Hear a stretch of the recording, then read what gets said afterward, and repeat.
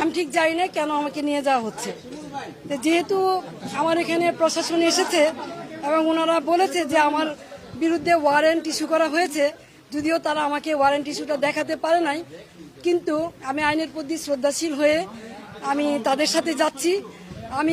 আমি দুঃখ প্রকাশ করছি যে তারা রাত্রেবেলা এসেছে, আমি রাত্রেবেলা বেরোতে চাই নাই, তারা সারা রাত আমার এখানে ছিল প্রশাসনের লোকজন, এই জন্য আমি দুঃখ প্রকাশ করছি যে আমি ওনাদের কষ্ট দিয়েছি।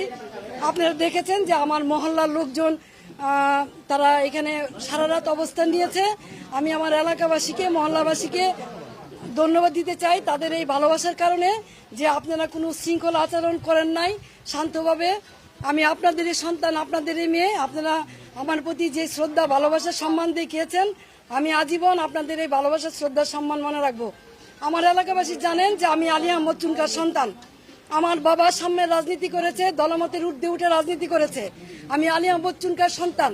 আমার যদি অপরাধ হয়ে থাকে জয় বাংলার, জয় বঙ্গবন্ধু বলার কারণে, তাহলে আমি সেই অপরাধী হতে চাই। এই জন্য যদি আমার বিচার হয় তাহলে বিচার হবে।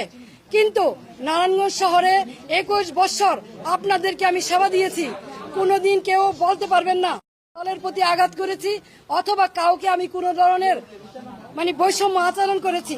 দলমতের ঊর্ধ্বে উঠে নিজের দলের ভিতরে থেকে তারপরও মানুষের কল্যাণে কাজ করার চেষ্টা করেছি।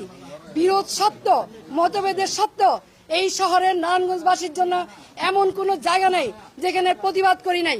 তৌকি হত্যা সহ সকল হত্যাকাণ্ডে যখন নারায়ণগঞ্জবাসী একদম চুপ ছিল, কেউ কোনো কথা বলে নাই, তখন আইবি আওয়াজ তুলেছে, এই শহরের মানুষকে কথা বলা শিখিয়েছে, অন্যায়ের বিরুদ্ধে প্রতিবাদ করা শিখিয়েছে।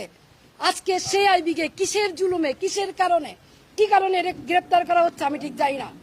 কিন্তু যেহেতু আমাকে গ্রেপ্তার করা হচ্ছে, আমি নারায়ণগঞ্জবাসীর কাছে একটাই অনুরোধ করব, আপনারা যেভাবে আমার পাশে ছিলেন, আমার পরিবারের পাশে ছিলেন, আমার পাশে থাকবেন। আপনারা সকলেই জানেন 1 মাস হয়নি আমার ছোট ভাই, অত্যন্ত আদরের ছোট ভাই মোহাম্মদ আলী রেজা রিপনকে আমরা হারিয়েছি।